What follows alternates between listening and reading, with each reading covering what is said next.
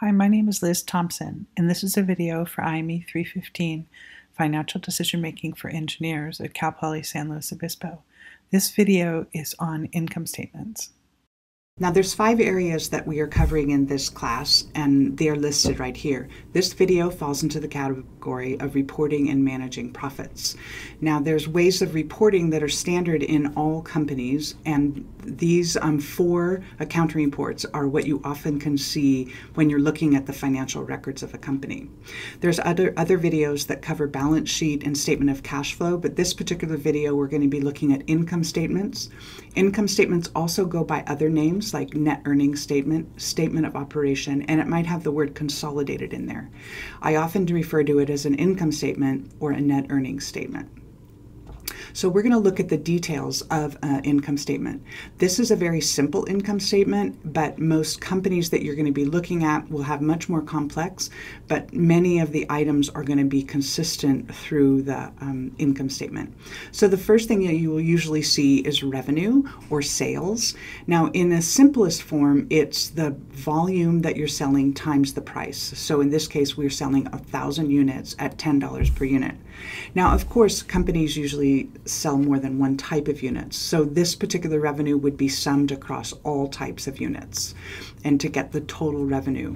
And again, a thing I didn't mention is the income statement is for a period. So in this case, I have this for the year ending December 31st, 2018. It could also be for a month or a quarter, but it is for a particular period. Now, this is in contrast to the balance sheet, which is a snapshot in time. So it's important to remember the differences between the income statement is for a period, balance sheet is for a snapshot in time. So we continue on to look at the next line, which is cost of goods sold. And this is also simply the volume that you sold times the cost per unit.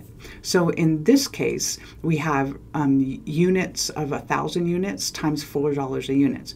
Now it could be cost of raw materials, and sometimes it also includes the cost of direct labor. And we'll talk a little bit about the different types of costs and calculations in a different video, but in this case it's the cost of goods sold, which is the raw materials, times the units sold. And then gross margin is just the difference between revenue and cost of goods sold. So often cost of goods sold is abbreviated in COGS to indicate that that's the cost of goods sold. So the next thing then that we're going to look at is operating expense. These are what's often thought of as fixed expenses. So these are fixed over a particular time period. They don't vary with the number of units you sell. Where raw material, obviously, the more you sell, the higher cost. But things like rent, insurance, some kind of labor, and any other kind of support activity will be constant over the period, and those are known as operating expense. There's other kinds of fixed costs that sometimes fall into this category, like selling, general, and administrative expenses. You'll often see that category, but I just lumped them all into operating expense. The next thing we'll look at is pre-tax income, which is gross margin minus operating expense. You can see it's 6,000 minus 2,000 is 4,000. The next category then is taxes, because we often want to know how much money a company actually gets to keep, and taxes are the portion that you have to pay to the government. So in this case, it's just the pre-tax income times the tax rate. So I have 4,000 times a 25% tax rate is $1,000. And then the last thing is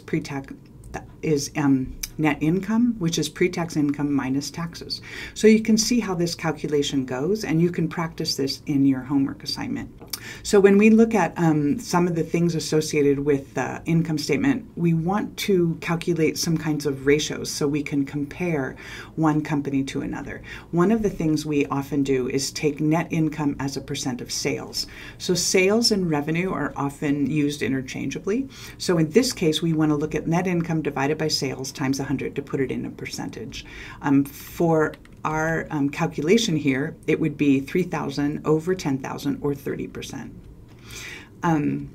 So this is net income, and as a percent of sales is 30%, which is actually pretty good. That means that every dollar we sell, we get to keep 30 cents of it, and that's quite a good margin. So as we looked at this this video, we were covering aspects of reporting and managing profits.